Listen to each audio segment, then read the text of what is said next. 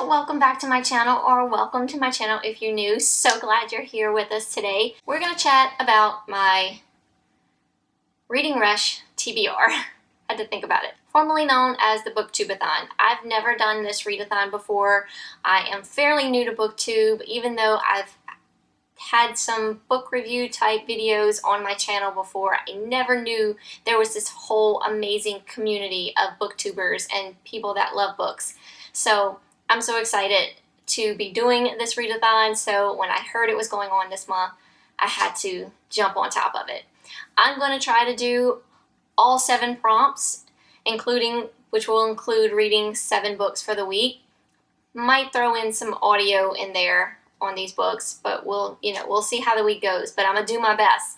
So let's just get started. The first challenge is to read a book with purple on the cover.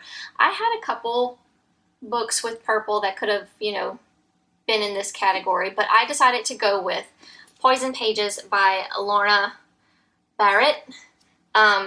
There's some purple here and there, and of course the title is purple, the back's purple, but out of all the books that had purple on the cover that I have, this is the one that I really wanted to pick up and read. So this one is this is a little cozy mystery. It is for the Booktown Mysteries, I believe. Yes, the Booktown Mysteries. This is like number 12 in the series. This particular one is about, our main character is Trisha.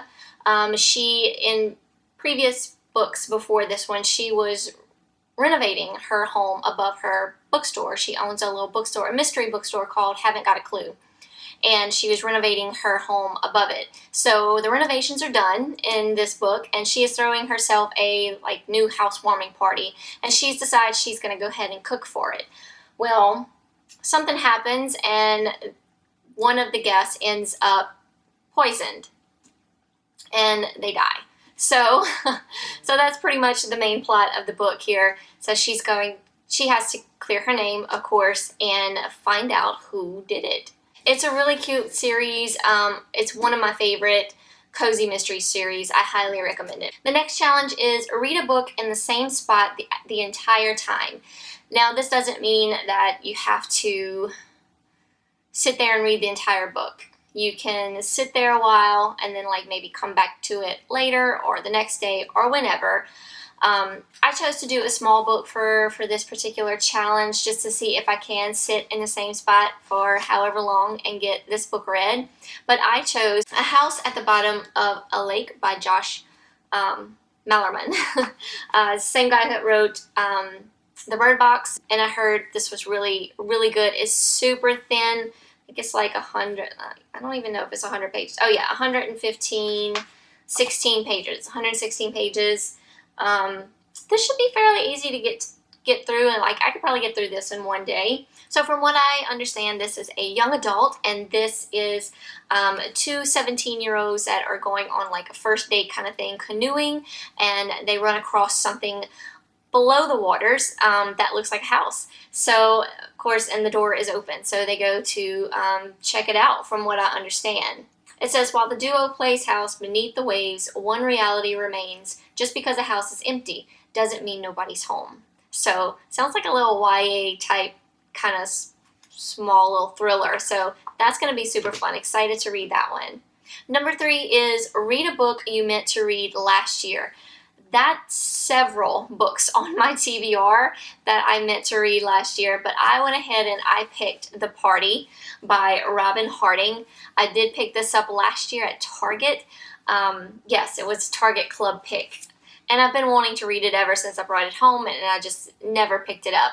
I don't really know much about this book. I haven't really saw much of it around YouTube, or maybe it's just because it's old and I'm late to the party.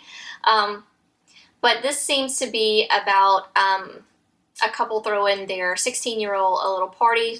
They just invite 4 of her friends over for pizza, movie, Sweet 16 kind of thing. And what could possibly go wrong with that? But unfortunately, something does go wrong. And it says, Hannah's party quickly turns into the stuff of nightmares. So number 4 is read an author's first book. For this one, I'm going to read The Chalk Man by C.J. Tudor.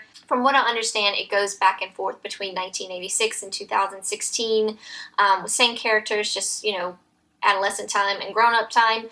So, but back in 1986, they used the Chalkman figures to, I didn't realize this actually feels kind of like chalk. I didn't realize that.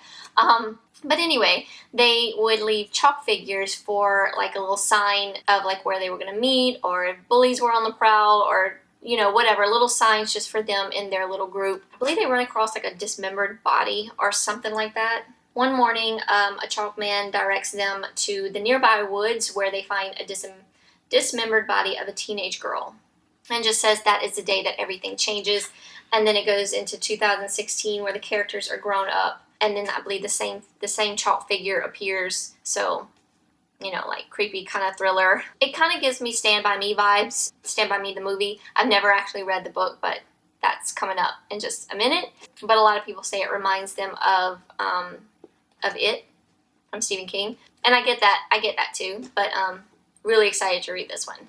Number 5 is read a book with a non-human main character. As soon as I read this, I knew what I wanted to read. This book has been on my well, it's not on my TBR. I have read this book so many times throughout so many years. This is Diary of a Cat, and it's by Lee W. Rutledge. I can't tell you how long I've been having this book, but it's such a cute little book. I absolutely love it. I've reread it so many times. I haven't picked it back up in a couple years, so I'm excited to pick it back up and read it for this read-a-thon. So basically we have our cat, and he is our main character, but it's actually him, like, it's like his diary entries. It is so cute, because like just for example, it says, and it has a little map of like his neighborhood. You can see that. And then it has like summer. And it has June 25th, I slept. June 26th, slept.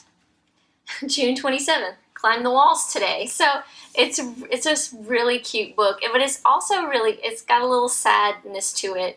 Because I do believe he has an elderly owner, and I do believe that she may have to like go in a home or something. And nobody wants him, and it's really just a heartwarming, just a cute little read. I thought about seeing if I could find any of this author's other books, because they do have other books listed on here, which I still may do and may just read that instead of this one. But if I can't find anything else, this one is so cute, and I'm actually kind of looking forward to reading it again. Number 6 is pick a book that has 5 or more words in the title. I actually don't have or didn't have many books, and I thought I was going to have to go out and get something, but I ran across The Woman in Cabin 10. So there we go, by Ruth Ware. This is one I've also been wanting to pick up since last year, or read since last year, because I did buy it last year. So if I don't get to all 7 books, this one could actually be for 2 of the challenges. I don't know very much about this book. I do know that it takes place on like, I believe like a cruise ship, maybe, and it's a journalist that is traveling. I'm not sure why. I don't know if she's on vacation or if she's on this ship for work reasons. I don't know. There is a rumor that a woman was thrown overboard, but everyone is counted for. So I guess that's the little mystery of it, but I can't wait to read this one. And number 7, last but not least, read and watch a book to movie adaptation. I'm going to do Stephen King's The Body, because Stand By Me is my all-time absolute favorite movie. I loved it as a kid. I watched it over and over and over again. I had the soundtrack. I pulled it up today just like to watch like the trailer, and it gave me all the feels. I've never actually read the book, so I'm so excited to read it. And I think this is like the smallest Stephen King book I have ever seen in my entire life. It is like 100 and close to 200 pages. I want to say like 190. Oh no, 179. 179 pages. This one was published. My husband was looking at it because he's like, when was this written? And I believe it said like 1982 it was published. Yeah, copyright 1982. So I'm so excited to read this, and I cannot wait to watch the movie. When I was watching the trailer earlier today, I was just like, oh, I want to watch it now.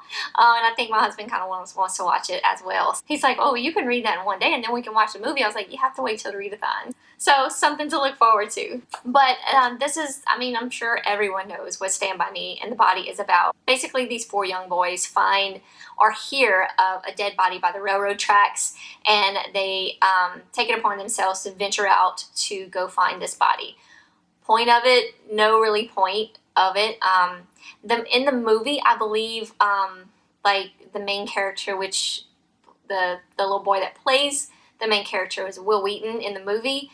I believe he's telling the story as a grown-up, and I want to say he's an author, and he's telling his version of the story. Maybe he's writing about it. That's the movie. I don't know anything about the book. I just know the movie is based on the book, so I can't wait to see the difference between the two. So that is it, y'all. This is my Reading Rush TBR. I'm so excited about this read-a-thon. I cannot wait for the end. I don't want the month to fly by, but I cannot wait for this read-a-thon to happen. I think it's just in like 2 more weeks and it'll be here before we know it. I am going to try to vlog for this read-a-thon. I will do my best.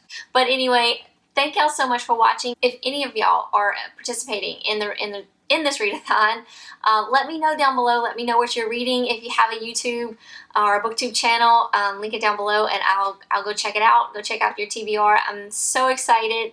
I've also gone on the website and like signed up for everything. I don't know if I'm going to do like all the challenges as far as like the YouTube and the Instagram. And we'll see. We'll see what those challenges are, because I don't think we will know those until like the time comes. But we will see. So once again, thank y'all so much for watching. I will link my choices, my picks down below if any of y'all want to check them out for yourselves. Come follow me on Goodreads. I try to keep up with everything that I'm reading and all my reviews on Instagram. Come check me out there. And I will see y'all in my next video. Bye, y'all.